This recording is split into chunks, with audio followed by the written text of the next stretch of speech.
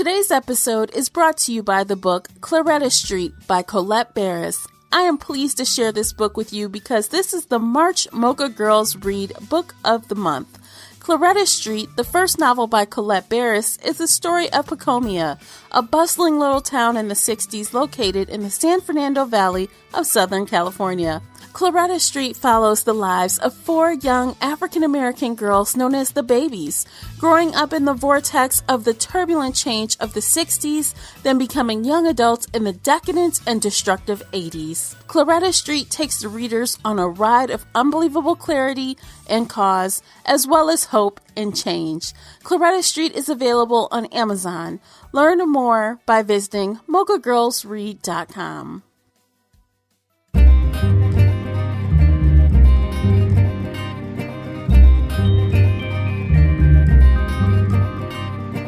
Hey everyone, I'm your host, Tamara Ford, and welcome to Book Chat here on the Shelf Addiction Podcast. If you're new here, welcome. If you're returning, welcome back.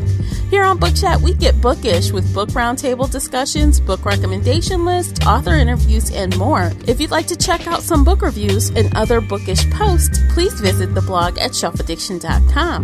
This is episode 181. Tonight on Book Chat, I'm interviewing author Deanna Cabinian, and she is the author of One Night and One Love. When she isn't working or writing, she enjoys traveling and spending time with her husband and their Havanese dog, Cuba. Deanna is here to talk with me about how books and music make an amazing pairing. She'll also be sharing about her two music-inspired titles. All of Deanna's social media links are below in the show notes, so if you'd like to connect with her, you know where to find her. If you enjoyed today's episode, please like and share it. Show your support by rating the podcast and leaving a positive review on Apple Podcasts or your listening app of choice. If you'd like to comment on something you've heard during today's episode, you can find me on Twitter at Shelf Addiction. If you'd like to email in feedback or questions, feel free to reach out to me at info@shelfaddiction.com or call in and leave an internet voice message via SpeakPipe. The link is below in the show notes. Hey Deanna, thank you for joining me today. How are you? I'm good. How are you? I'm doing wonderful. I am especially excited to talk to you today because I love music and I love books, and I've noticed a trend of book playlists, and I thought you would be the perfect person to talk about this because your book kind of features a musician, right? A singer, right? It does. There's a big Elvis element to it, so. Yeah.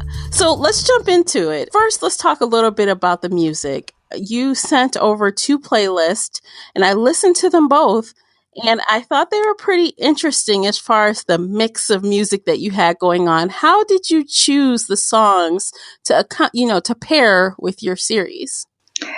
You know, a lot of it is me selfishly liking the songs. And then also when I'm writing, I always kind of have a soundtrack in my head about like, what is this character feeling and what are they going through? And is there some song that I know that directly reflects that or, you know, is tangentially related to that? So that's like where I get the ideas for what to put on a playlist. Mm-hmm. And then sometimes it's directly referenced in the story, like with my book One Night. There are several Elvis songs that are mentioned, which some of them are on the playlist. So. Mm-hmm. Yeah, I did notice there were a good amount of Elvis songs, but of course that feeds into the theme of the book. So what made you kind of want to write about Elvis in a way? So it's interesting because I was not always an Elvis fan. It wasn't something I was really into. You know, I've heard of Elvis because everybody has. It wasn't until I went on my sister and I took a road trip to Graceland, which is the mansion where he lived, and he's buried there. And we really learned a lot about him, and we saw some Elvis impersonators while we were there and listened to a lot of his music. And that's really where I got the initial idea for the book. And that was almost 10 years ago now. So it was a little while. So were you listening to Elvis music while you were writing? I was. I didn't start writing till several years later, but I had like Elvis playlists on my iPod and computer and stuff. So I definitely it was a big source of inspiration, like after that trip. Awesome. Because I know, like, on your playlist, you guys, all of the playlists are going to be, the two are going to be in the show notes. So you can click them and just go head on over to Spotify and take a listen.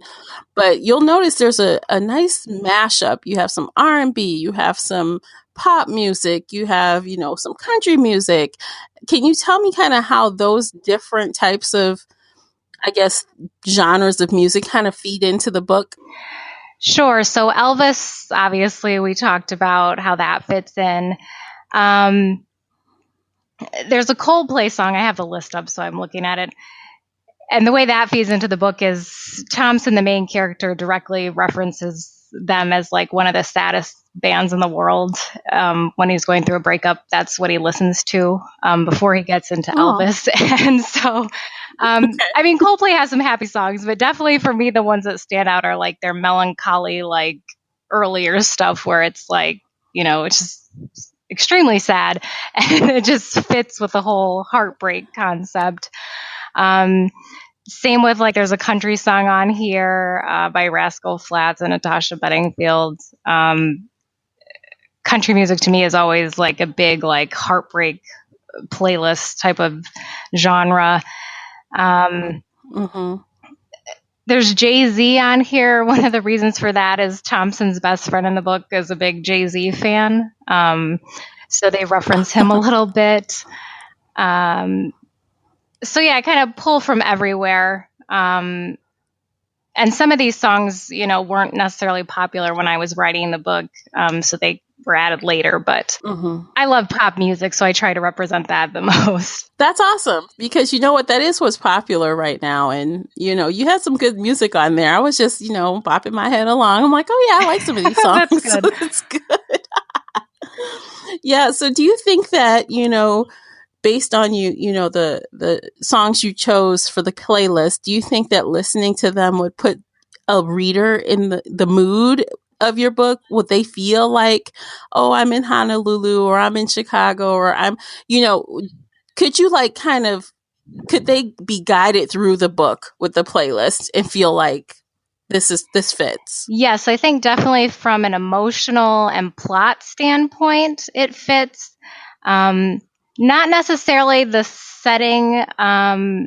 There isn't like a ton of Hawaiian music on here, but it's more like the main character's mindset and, the stages of a breakup kind of theme that these songs guide you through. So, yeah, I've made playlists in the past based off of books, as a reader. So I'd finished, I did one for A Madness So Discreet by Mindy McGinnis. And I just thought of these songs that would just fit this melancholy, sad, kind of scary thing. And so I think a lot of people do this. And I think it's awesome when the authors do this, because it really gets us in your mind and the character's mind and things like that. So are you going to be making playlists for all of your books going forward? I'm going to now. It's a lot of fun. It breaks up the writing process. I've made themed playlists just like for years from just like my own life, like fun songs, sad songs, heartbreak songs, whatever it is. But it was really fun matching it up to stuff that I've written. So I'm definitely going to continue. That's amazing. I really think you did a great job with it. Like, I haven't read the books, but I have read the synopsises. I've read, the reviews. And I mean, just based on what I've read, these songs really line up. And I think that's exciting. So I definitely recommend everyone to check out the playlist and to check out the books. The links are in the show notes. So let's talk a little bit about Thompson Lake. Is this just a duology, or do you have more planned for Thompson Lake?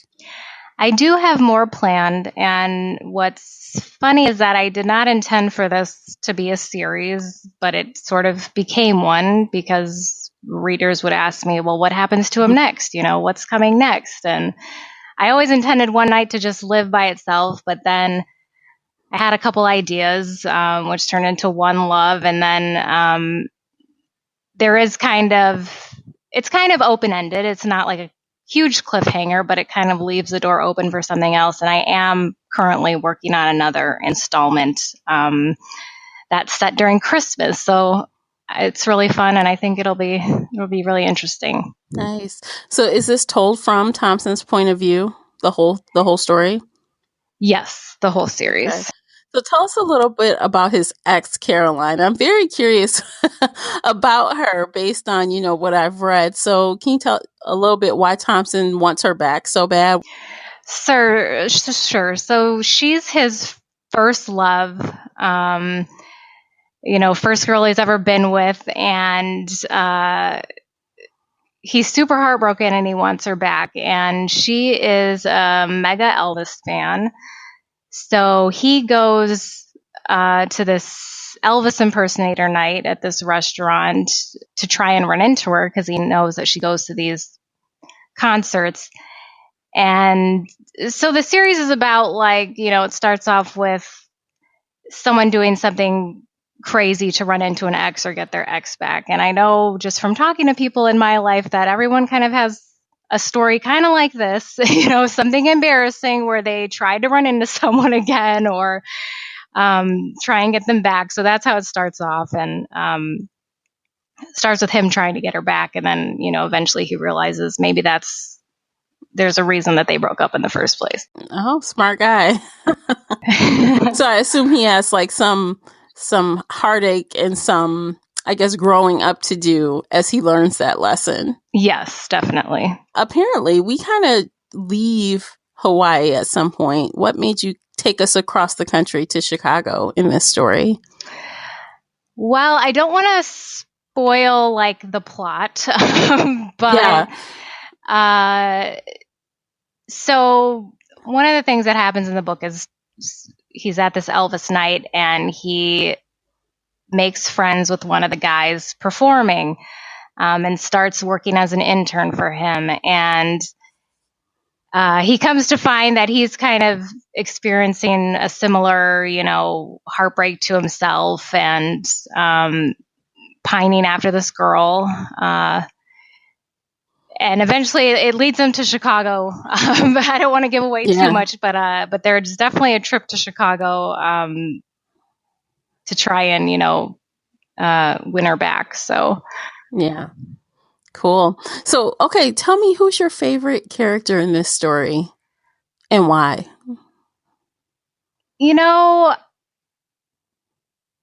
I like all of them, but I would have to say Thompson's my favorite just because I identify with him the most. Mm-hmm. He's a hopeless romantic and he gets his heart broken, and there aren't a ton of stories about guys getting their heart broken. And I think people forget that they're just as vulnerable as girls are when it comes to that. So his outlook on life is really interesting. The crazy things he gets into. So he's my favorite because he's the star of the series, I guess. Yeah, I do agree with you. That is not very usual to see, the male as I guess, the point of view of a contemporary romance is very different and unique. I like that. So what inspired you to use, him as the main character versus, I don't know. I mean, I understand that he's the guy that's driving everything, but what made you choose a guy instead of a girl leading like that "let me get you back" type of thing? Part of the reason is, his character popped into my head one day. That's part of the reason. I had this idea for an Elvis impersonator as a character who's Johnny in the book. But I was missing the narrative arc. Like, what is the story actually going to be about? Like, him performing that wasn't like any story. And I was walking to the train one day. I take the train to work, and I was walking to the train from work, and I just got this idea for this kid who was heartbroken and ends up at an Elvis night. And I wish all ideas came to me this way, but that's not always the case. Yeah. So that's where it started. And then also I thought it would be a challenge to, twist it around and have the guy's point of view instead of the typical girl that we see a lot. And also I think, just me personally, it's easier to write male characters because I'm not male. And what I mean by that is some of my earlier stuff that I wrote with female lead characters, they would always end up being like me or some variation of me and not that interesting or not have, a ton of problems, and everything would work out for them. And I think just like having distance from a different gender like allowed me to write a male point of view more effectively than just sticking with female. Mm-hmm. Did you get like a lot of feedback from the male, from men on the male point of view of things when you were writing? I did. And, some examples I give are early stages of editing, just the way Thompson would describe things.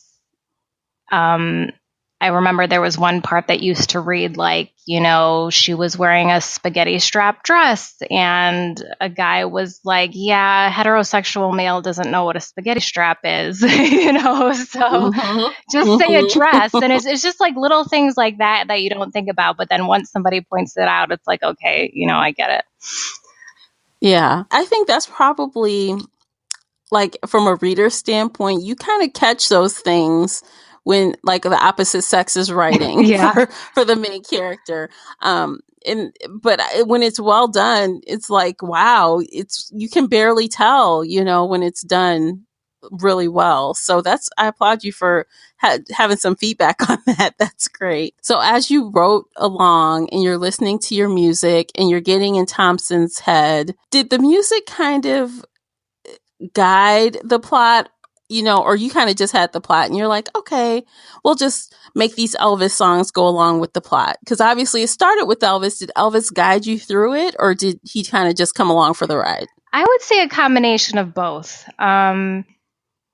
Because when I was writing this, I came across a more what I'll call obscure Elvis CDs, one of his later CDs, which has the song "Hurt" on it, which is it's referenced in the first couple of pages of the book.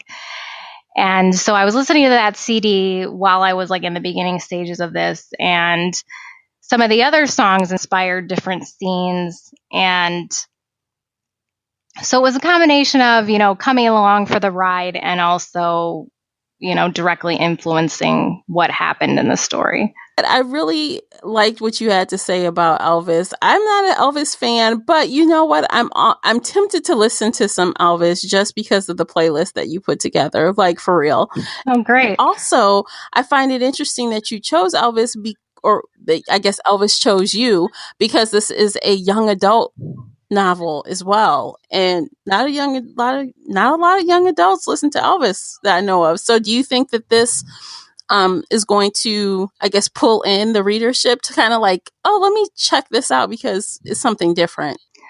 That's my hope, because like I said, I didn't like Elvis earlier. It wasn't until like several years ago that I started listening to him. And,